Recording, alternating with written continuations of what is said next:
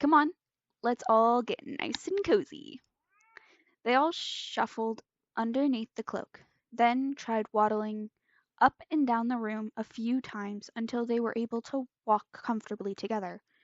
Finally, trying not to giggle or whisper too much, the four invisible boys made their way to the dungeons. Remus showed them which tiles to tap in order for the floor to open up in the third stall from the left.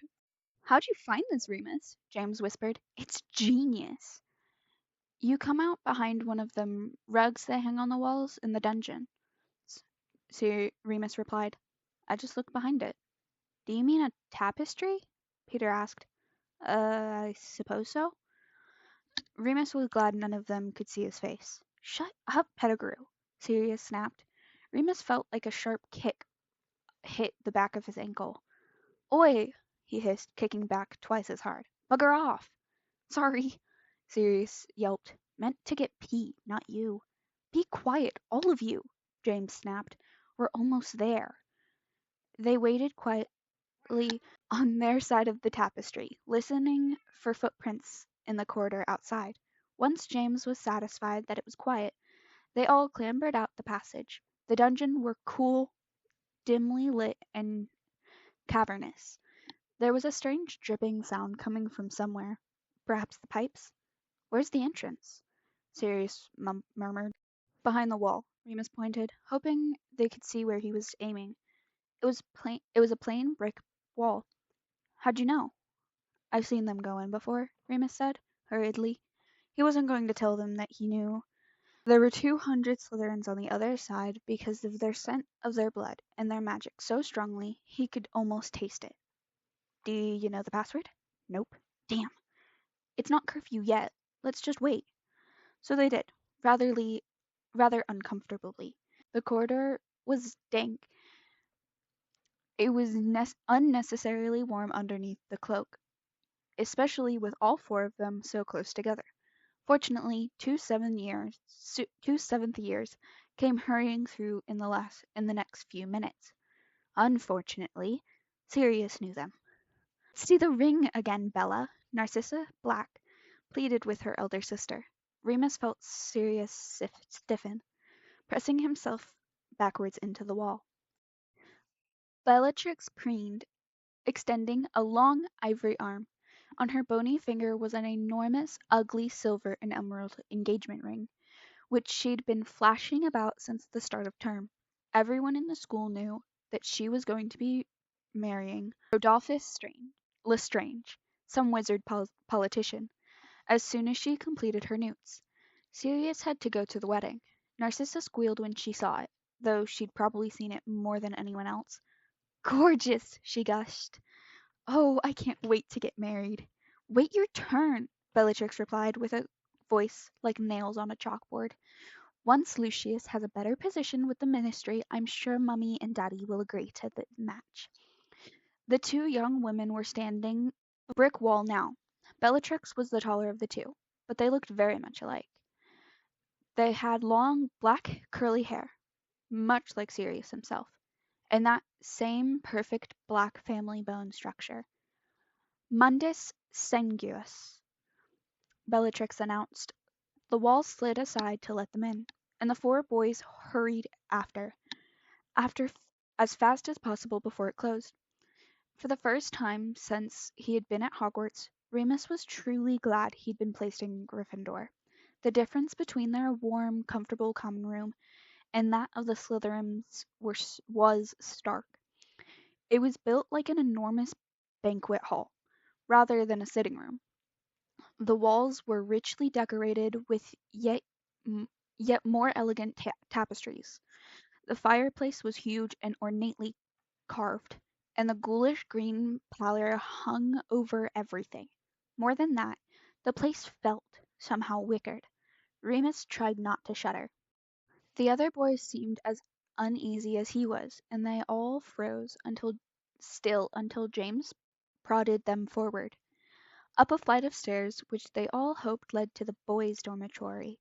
On their way they passed Severus, sitting alone in a corner, hunched over his potions textbook. At the top of the stairs they entered the first open door which was, thankfully, a bedroom. James threw off the cloak. "Keep a lookout, eh, Petey?" he said, hurrying into the room. "Reckon one of those is Snape's bed?" "This one might be," Sirius pointed. "Sheets look greasy enough." All four boys snickered. "Quick then, lads. Glove up." James whispered, unscrewing the jar. Remus and Sirius pulled on a dragon-hide glove each, grabbed a handful of seeds, and began scattering them underneath the bedclothes. "They'll see them," James said, sounding disappointed. It was true.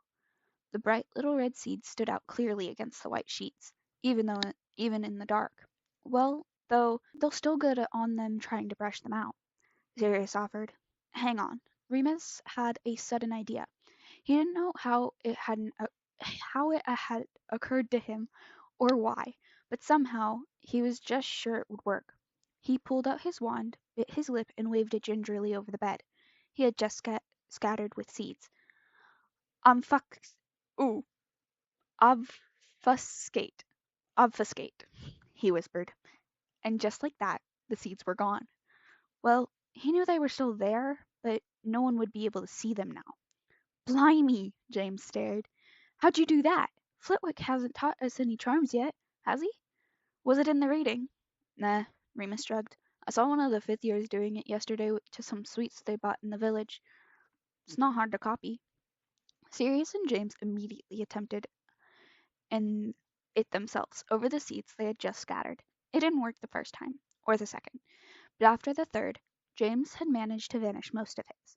"You'd better do it, Lupin, or we'll be here all night," he declared. "Yes, please hurry up," Peter hissed at the door from the doorway, white with fear. Sirius tried a few more times before giving up and letting Remus take over. "You're going to show me exactly how to do it as soon as we're back on neutral territory," he said. Remus nodded, though he wasn't sure how to explain it. He really had just done it because he thought he probably could. "Next room," James announced, pulling themselves back in the entryway. "Do we have to?" Peter asked, hopping from foot to foot. "Isn't that enough?" "Not even close," Sirius replied with a laugh, tossing his head. "What if we haven't even gotten Snape's bed yet?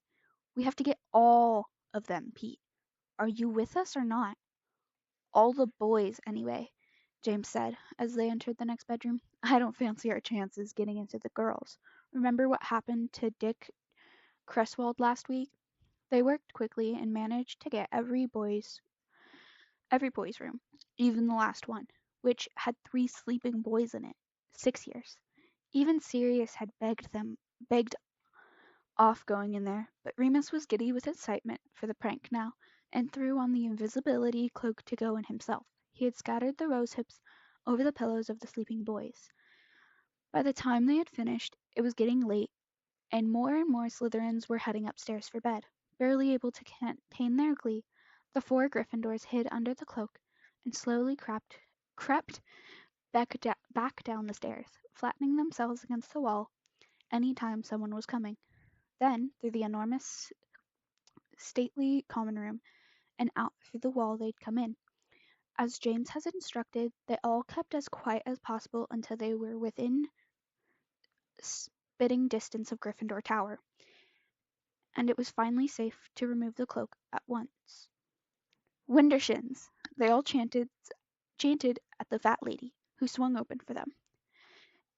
It was bliss to be back in the warm, bright Gryffindor common room, and they all threw themselves into the nearest available sofa, grinning insanely at each other. Frank Longbottom called to them from his desk, where he was typing up revision notes. "Cutting it close, cutting it fine, lads. Been somewhere interesting?" Peter looked uncertainly, but James had just waved a hand. "Library, obviously." Frank shook his head, though he was smiling. "Sure I'll hear about it soon enough." "I wish I could be there when it all kicks off," Sirius whispered, his eyes shining with joy. "And I wish even more we could have gotten my cousins." "It's just the beginning, Sirius, mate," James replied, slapping the other boy's knee. "Between the 4 of us, I beckon we could go even bigger next time." "Excellent first mission, men," Peter whimpered. "First mission?"